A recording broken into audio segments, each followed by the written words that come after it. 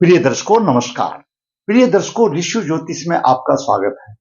दर्शकों जैसा कि आपको मालूम है, मैं आपके दिए हुए प्रश्नों के ऊपर कुंडली का विश्लेषण करके आपका मार्गदर्शन करता रहा हूं और आपको धन्यवाद भी देना चाहूंगा कि आप बड़ी उत्सुकता से देख रहे हैं। आशा करता हूं आगे भी देखते रहेंगे। मैं हमेशा कहता हूं कि आप अपनी प्रॉब्लम लिख दीजिए मेरे चैनल पर या व्हाट्सएप में मुझे बता दीजिए। मैं वीडियो बना करके आपकी एक आधी प्रॉब्लम जो है उसको बना करके आपका भी मार्गदर्शन करूंगा और बाकी दूसरों का भी मार्गदर्शन होगा। आज के इस महत्वपूर्ण वीडियो में हम विचार करेंगे एक ऐसे पुरुष की कुंडली में कि उसमें आमदनी तो बहुत है लेकिन फिर भी उसको अच्छा सुगुन नहीं है, खर्चा ज्यादा है, कर्ज ज्यादा अधिक हो जाता है और दाम्पत्य जीवन में भी परेशानी की झलक दिखाई देती है। तो देखते हैं उसकी कुंडली क्या कहती है। हमेशा मैं बताता हूं ये कुंडली के 12 भाव हैं। लगन लगने स्वयं का प्रतिनिधि है।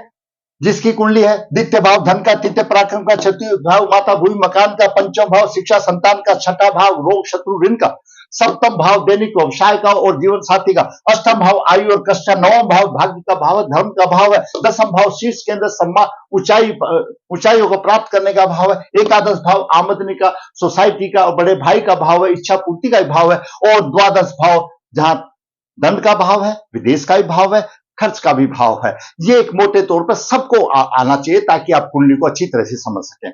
आज की हम एक पुरुष जाति की कुंडली में विचार करेंगे जिसका जन्म 21 सितंबर 1977 यानी 33 और प्लस 24 यानी 57-58 साल की आयु तकरीबन उसकी हो गई। शुक्ल पक्ष 9 पूर्वाषाढ़ चरण 3 बुधवार को हुआ।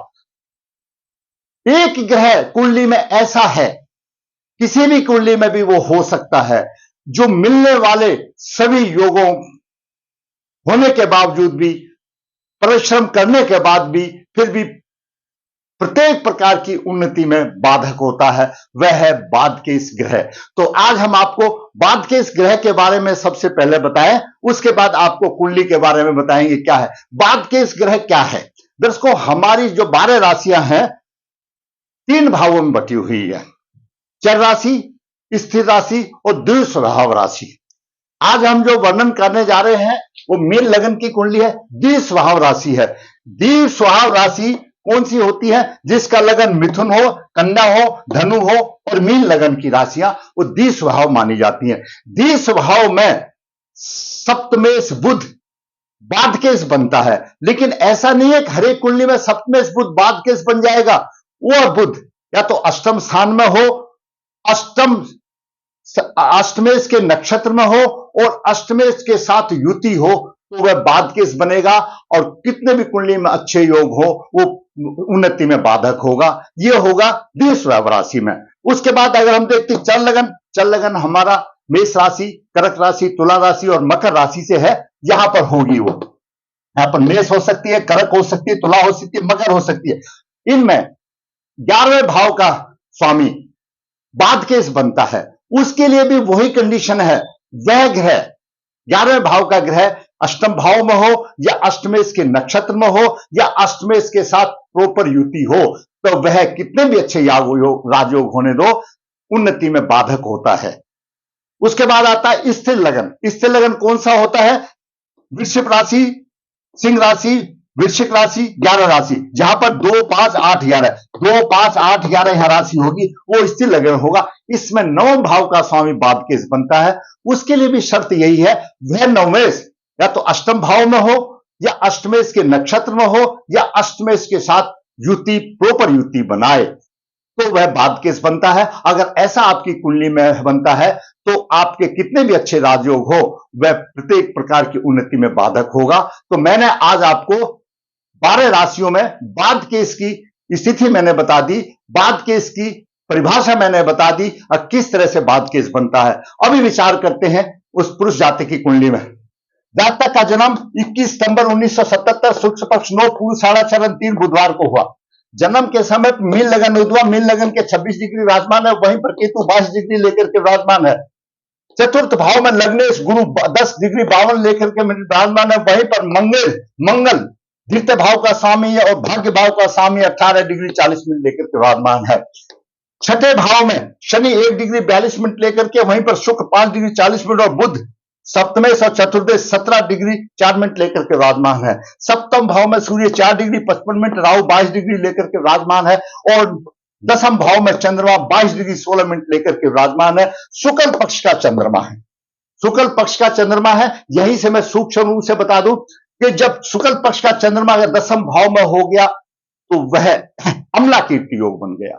दसम भाव में अगर शुक्ल पक्ष का चंद्रमा हो गया, बहुत अच्छा अम्ला कीर्ति हो गया। अम्ला कीर्ति के बारे में आप सब मानते हैं, सब सम्मान आदर वादर सब मिलता रहेगा, सूक्ष्म रूप से आप सम्मान से। तो वहीं पर चंद्रमा के सामने गुरु है, गज केसरी योग बन गया। और देखिए कितना अच्छा योग बन रहा है। गुरु लग्नेश है, मंगल द्वितीय भाव का स्वामी और भाग्य का स्वामी, यानी भाग्य का स्वामी मंगल भी चतुर्थ भाव में है और चंद्रमा पंचमेश है। किसी भी कुंडली में मैं हमेशा बताता हूं, लगन लगने स्वयं का प्रतिनिधि करता है और उसके सहायक पंचम भाव का स्वामी, नवम भाव का स्वामी होते हैं, ये उसके सहायक होते हैं। अगर ये तीन अच्छे होते हैं तो कुंडली समझ जाती है, लेकिन उसके बाद भी अगर बाद के जैसा ग्रह आ जाए तो प्रत्येक उन्नति में बाधक है तो और भी है, लेकिन फिर भी उसका जीवन अच्छा रहेगा। अब यहां पर देखिए लग्नेश, पंचमेश और नवेश। लग्नेश केंद्र में है, पंचमेश भी केंद्र में है, पंचम भाव का स्वामी जब दसम भाव में चला गया अपने आप में राजयोग है, और भाग्य का स्वामी और द्वितीय भाव का स्वामी मंगल में, और गुरु और मंगल की युति है। मंगल ऊर्जा है तो गुरु ज्ञान है। हालांकि ऐसा कम होता है, दूसरी किसी कुंडली में ऐसी हो तो लग्नेश के साथ जब मंगल मिल जाता है तो सर्प योग भी बन जाता है, लेकिन यहां पर वह मंगल साधारण नहीं है, मंगल भाग्य का स्वामी है और दूसरी राशि उसकी द्वितीय भाव में है। ये मंगल साधारण नहीं है, ये कारक ग्रह है, भाग्य का स्वामी नवेश का स्वामी है। अगर साधारण तौर से मंगल और लग्नेश अशुभ स्थान के स्वामी हो तो सीधा सब दोष बन जाता है, लेकिन इसमें कितनी अच्छी कुंडली है। लगन का स्वामी भी गुरु में है और भाग्य का स्वामी भी मंगल यहां पर है और पंचम भाव का स्वामी, तीनों जैसे मैंने बताया, तीनों आमने सामने, बहुत अच्छा संयोग बन रहा है। ऐसा जातक परोपकारी, धनी और किसी प्रकार की कमी नहीं, सम्मानित योग माना जाएगा। आगे विचार करते हैं उसकी कुंडली क्या कहती है। दर्शकों, मीन लगन के स्वामी गुरुदेव बृहस्पति जी हैं, तो ऐसे जातक साधारण तौर पर लगन के आधार पर सामाजिक रीति रिवाजों को मानने वाले, ईश्वर के प्रति श्रद्धावान होते हैं, उनकी बातचीत करने की कला अच्छी होती है, धर्म पालक कहे जाते हैं, अतिथि सेवक कहे जाते हैं। साधारण रूप पर धन आता है परंतु टिकता नहीं, चला जाता है। ऐसे लोग फिजूल खर्ची पसंद नहीं करते, आत्मविश्वास के धनी होते, अपने लक्ष्य को प्राप्त कर लेते हैं और न्याय का पक्ष लेने वाले हैं। अगर इनके साथ कोई दुष्टता का व्यवहार भी करता है तो उसके बदले में ये अच्छा व्यवहार करते हैं। लग्नेश चतुर्थ भाव में है, माता पिता की सेवा करने वाला, और उसको भी माता पिता का सुख लंबे समय तक मिलने वाला होता है। आनंद में जीवन, भूमि मकान का सुख, लंबी आयु, लगनेश यहां से आयु भाव के दें, लंबी आयु, और पिता और व्यवसाय में प्रवीण होगा, लेकिन खर्च अधिक होगा। लग्नेश खर्च अधिक कराएगा, यहां पर लग्नेश उसको खर्च अधिक कराएगा। अब बात करते हैं सूर्य की। सूर्य दर्शकों छठे भाव का स्वामी है। छठा भाव का स्वामी, तृतीय भाव का स्वामी जहां भी होगा वो तकलीफ देगा, रोग देगा, कटुता देगा, और सप्तम भाव में है और दृष्टि लगन पर है, तो पति पत्नी के स्वास्थ्य में कमजोरी आएगी। रोगेश है, वो तो अच्छा है कि उत्तरा फाल्गुनी नक्षत्र सूर्य के नक्षत्र में है तो अपने को फराग नहीं कर रहा, लेकिन यहां पर उत्तर भाद्रपदा नक्षत्र में जा रहा है, शनि का नक्षत्र है, थोड़ा सा रोग देगा, मान लीजिए थोड़ा सा रोग देगा, रोगी बनाएगा, और शत्रुओं से परेशानी होगी और रोगों पर खर्चा होगा, रोगों से भी परेशानी आएगी। तो सूर्य है और सप्तम भाव में आ गया, और सप्तम भाव में सूर्य दाम्पत्य जीवन में भी मधुरता नहीं देता है। अब बात करें चंद्रमा की। जैसा बताया, चंद्रमा पंचम भाव का स्वामी दसम भाव में, वैसे ही राजयोग बन गया और फिर अम्ला कीर्ति योग बन गया, गज केसरी योग भी बन गया, चंद्रमा से गुरु में आ गया, गज केसरी योग भी बन गया, सारे राजयोग बन गए। ऐसा जातक विद्वान भी होगा, बुद्धिमान भी होगा, न्याय का पक्ष लेने वाला होगा, भाग्यवान भी होगा, सभी कुछ किसी के ठाठ होंगे। ये तीनों ग्रह उसको ऐसे बना रहे हैं, किसी किस्म की कोई कमी नहीं। अब बात करते हैं मंगल की। मंगल द्वितीय भाव का स्वामी, भाग्य का स्वामी है, चतुर्थ भाव में आ गया। भाग्य भाव धर्म का भी भाव है, तीर्थ का भी भाव है, माता पिता को तीर्थ करने वाला स्वर्ण कुमार जैसा होगा, धन बहुत कमाता है, माता भूमि मकान, अच्छा सुख मिलेगा। चतुर्दृष्टि से यहां पर सप्तम भाव को देख रहा, भाग्येश है, शत्रु राशि को देख रहा है, फिर भी मंगल अच्छा देगा, मंगल कटुता नहीं देगा। तो भाग्य का स्वामी जहां भी नजर डालेगा उसमें कंप्रोमाइज करके अच्छा ही प्रभाव देगा। सप्तम दृष्टि से व्यवसाय में अच्छा देगा, क्यों? दसम भाव के लिए मंगल दिग्बली हो जाता है। और अष्टम दृष्टि उस दृष्टि से आमदनी को देख रहा है, आमदनी को इसे खींचेगा, आमदनी अच्छी आएगी, आमदनी बहुत अच्छी आएगी। मंगल साहसी भी है, मंगल भाग्य का स्वामी भी है, भाग्य का सुख मिल रहा है, और लगन भी है। और लगन और मंगल जब साथ में लगनेश और मंगल साथ में भोगे बैठ गए तो अच्छा भाग्य सुख मिलता है उसको। अब बात करते हैं बुध की। बुध ने पूरी रेड पेर दी इस कुंडली में। बुध 2 केंद्रों का स्वामी है और छठे भाव में है। माता, भूमि, पत्नी, दैनिक कार्य व्यवसाय में परेशानी होगी, क्यों? माता का भी प्रतिनिधि है, पत्नी का भी प्रतिनिधि, और छठे भाव में रोग के भाव में है। माता, भूमि, पत्नी और दैनिक कार्य व्यवसाय में परेशानी होगी। जातक का स्वभाव माता से और पत्नी के स्वभाव से विपरीत होगा और उसको दैनिक कार्य व्यवसाय में, अपनी दिनचर्या में परेशानी होगी। सप्तम दृष्टि से खर्च भाव को देख रहा है, खर्च का अधिक होना। ऐसा जातक, आयु अच्छी हो गई है, उसने अनुभव में देखा होगा, वह अपने काम थोड़े से जल्दबाजी में बिगाड़ भी लेता है, जहां पर बुध बिगाड़ने वाला हो गया। और वहां बता दूं, बाद में बुध का दूसरा रोल भी मैं आपको बताऊंगा। अब बात करते हैं शुक्र की। शुक्र छठे भाव में है, अष्टम भाव का स्वामी है और छठे भाव में शुक्र है। रोग शत्रुओं पर अधिक खर्चा होगा। सप्तम दृष्टि से खर्च के भाव को देख रहा है।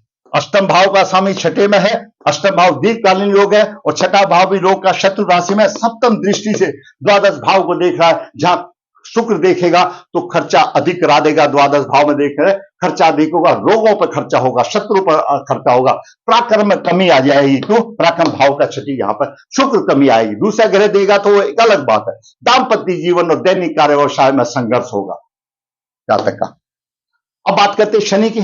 शनि दर्शकों एकादश भाव का स्वामी, द्वादश भाव का स्वामी है, कमाने वाला भी, आमदनी का भाव भी और खर्च करने वाला भी, और छठे भाव में बैठा है और सीधा तीसरी दृष्टि से, उस दृष्टि से देख रहा है। आयु तो अच्छी करेगा, लेकिन सप्तम दृष्टि से खर्चे के भाव को देख रहा है।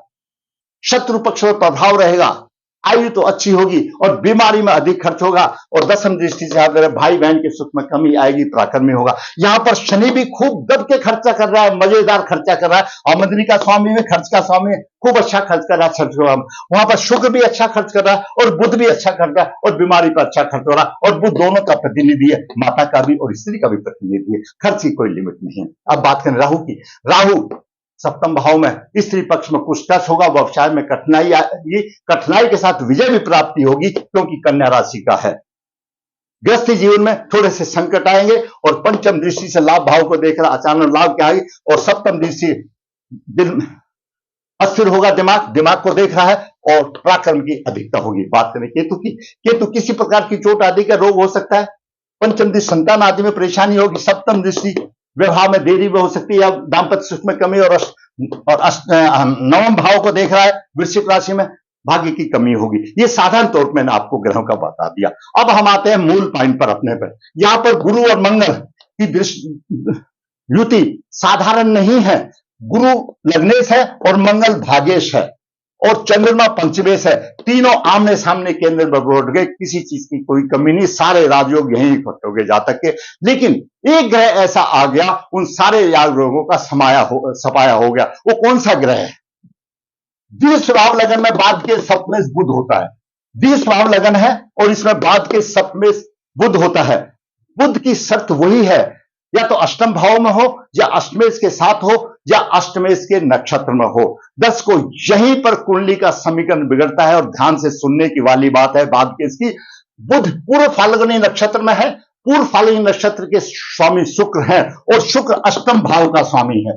शुक्र अष्टम भाव का स्वामी है और बुध पूर्व फाल्गुनी नक्षत्र में 17 डिग्री 4 मिनट लेकर के बैठा हुआ है और साथ में अष्टमेश के साथ युति भी है।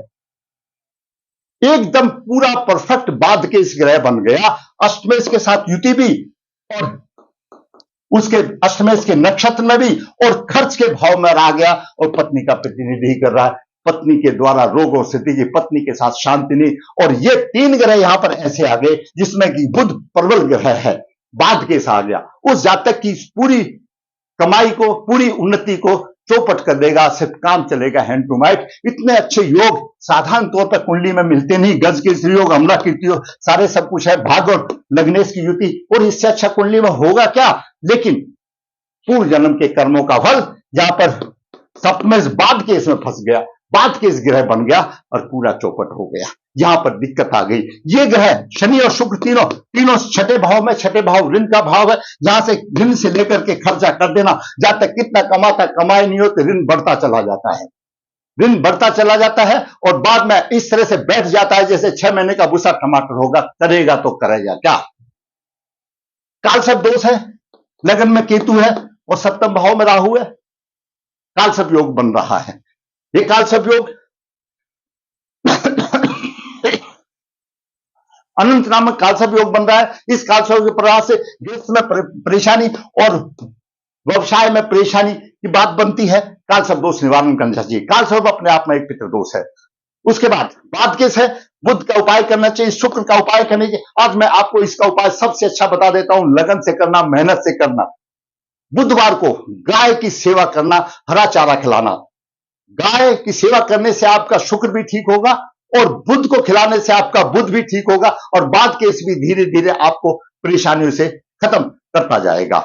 और आपको कोई नर पहनने की जरूरत नहीं, सारे ही ग्रह तो बलवान है, भाग्येश भी बलवान है, पंचमेश भी बलवान है, लग्नेश भी बलवान है, कोई दिक्कत ही नहीं है। और कालसर्प दोष की शांति अवश्य कराएं और सूर्य को निमित्त पानी दें, सूर्य को जल दें, पितरों का श्राद्ध निकालें और बाकी भूल जाएं। दर्शकों, मैंने आज बहुत अच्छे ग्रह वाला बेचारा परेशान है, कर्ज के मारे परेशानी आ रही है, काम तो चल रहा है उसके, ये इतने योग अच्छे योग है तो काम तो चलाएंगे, लेकिन पैसा पास नहीं टिकता और खर्चा इतना हो जाता है कि कर्ज हो जाता है, आमदनी से ज्यादा खर्चा हो जाता है। कर्ज कब होगा? जब आमदनी कम होगी, खर्चा ज्यादा होगा। मैंने आज एक पुरुष का, जिसकी आयु 23 और यानी 47-48 साल की आयु होगी, 1977 का 77 का जन्मदिन है, 23 और 24 47 साल समझ लो, और मैच्योर्ड आयु हो गई उसकी। उसने अपना सब कुछ देखा है।